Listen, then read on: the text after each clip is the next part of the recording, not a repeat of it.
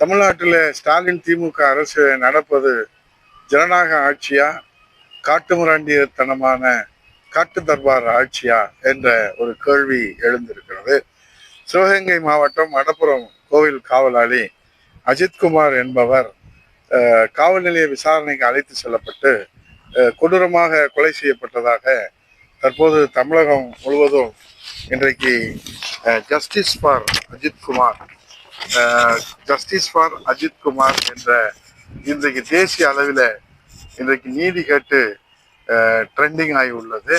ஆகவே தமிழகத்தில் இருப்பது காவல் நிலையமா, கொலை நிலையமா என்பதை தமிழக மக்கள் தான் தீர்ப்பளிக்க வேண்டும். ஏனால் இந்த அரசு இது குறித்து எந்த கவலையும் படவில்லை.